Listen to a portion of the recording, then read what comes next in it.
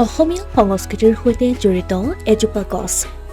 আজিৰ নৱপ্ৰজন্মৰ বাবে প্ৰায় অচিনাকি হৈ পৰিছে এই গছজোপা।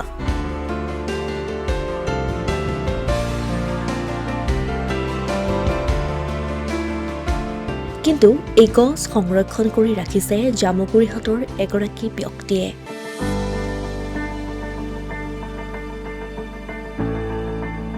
সম্পূৰ্ণ বছৰটিৰ ৩৬৫ দিনৰ মাজেৰে ৩৬৪ দিনেই অৱহেলিত হৈ থাকে এজোপা গছ।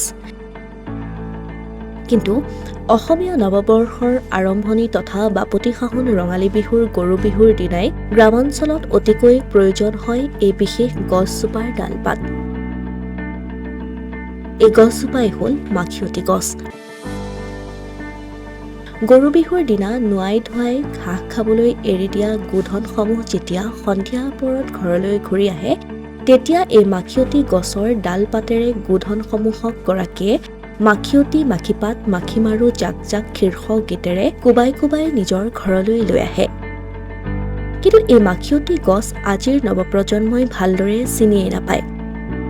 গ্ৰামাঞ্চলসমূহতো এতিয়া প্ৰায় দুৰ্লভ হৈ পৰিছে গৰু বিহুৰ দিনা অতিকৈ প্ৰয়োজন হোৱা এই বিশেষ গছজোপা। এটা সময়ত গাঁৱৰ বাৰীত অতিকৈ সুলভ আছিল এই বিশেষ গছজোপা। কিন্তু এতিয়া গ্ৰামাঞ্চলতো ক্ৰমান্বয়ে নাইকিয়া হোৱাৰ পথত গতি কৰিছে মাখিয়তী গছে। নৱপ্ৰজন্মই পাহৰাৰ উপক্ৰম হলেও কিন্তু জামুগুৰিহাটৰ পাতলৰ চুকৰ গাঁৱৰ এগৰাকী ব্যক্তিয়ে নিজৰ বাৰীৰ চৌহদত বছৰ বছৰ ধৰি সংৰক্ষণ কৰি ৰাখিছে এই মাখিয়তী গছ। গাঁওখনৰ অৰুণ ভূঞা নামৰ ব্যক্তিজনে তেখেতৰ বাৰীত অতিকৈ সযতনে সংৰক্ষণ কৰি ৰাখিছে ১০০ জোপাৰো অধিক মাখিয়তী গছ। নৱপ্ৰজন্মক চিনাকি কৰাই দিয়াৰ উদ্দেশ্যে সংৰক্ষণ কৰা এই মাখিয়তী গছৰ ডালপাত নিবলৈ এতিয়া গৰু বিহুৰ দিনা জামুগুৰিহাটৰ পাতলৰ চুক গাঁৱৰ এই ব্যক্তিজনৰ ঘৰলৈ বহু লোকৰ সমাগম হয়।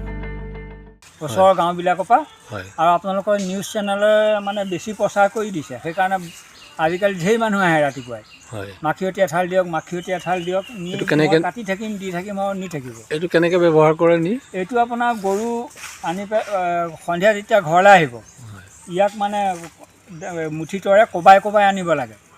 আৰু ইয়াৰ ঔষধি গুণ আছে বুলি কয়। এই বিধৰে কোবালে বোলে গৰু গাত মাখি কম পৰে আৰু বিষ কোপ নাইকিয়া হয়, এনেকুৱা ধৰণৰ মানে কথাবিলাক। উল্লেখ্য যে তেওঁৰ এই কাৰ্য সঁচাকৈয়ে প্ৰশংসনীয়, কাৰণ যান্ত্ৰিকতাৰ প্ৰভাৱেই হওক বা অন্য কোনো কাৰণতেই নহওক কিয় আমাৰ অসমীয়া গ্ৰাম্য সমাজৰ পৰা ক্ৰমশঃ হেৰাই যোৱাৰ পথত আছে এই মাখিয়তী গছ। ক্ৰমাৎ যেন অচিনাকি হ'বলৈ ধৰিছে এই গছজোপা নৱপ্ৰজন্মৰ বাবে। এই গছজোপা এতিয়াও সংৰক্ষণ কৰি ৰখা বিষয়টো এক ইতিবাচক হিচাপেই বিবেচিত হৈছে। এজন আমাৰ দাদা হয়, আমাৰ দাদাৰ মাটিত আমি দেউতাৰ দিনৰ পৰাই হয়তো এই বস্তুটো সংৰক্ষণ কৰি থৈছোঁ মাখিয়তী। গতিকে আমি যিহেতু কৃষিজাত কৃষিভূমিত আমি যিহেতু ৰৈ আছোঁ, আমি গৰু পালন আৰু ছাগলী পালন এনেধৰণৰ কৰ্মত ৰতি আহিছোঁ।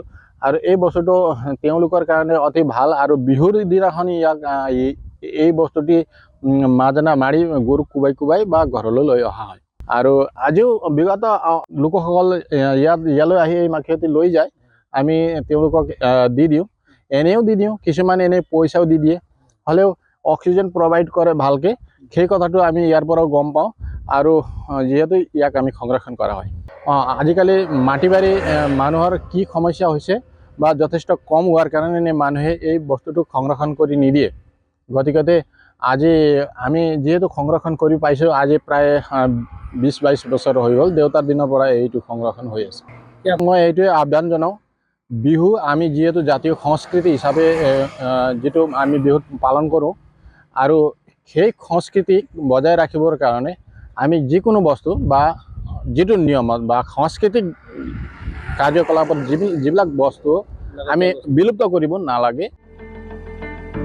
অসমীয়া প্ৰতিদিন ডিজিটেল সংবাদ, জামুগুৰিহাট।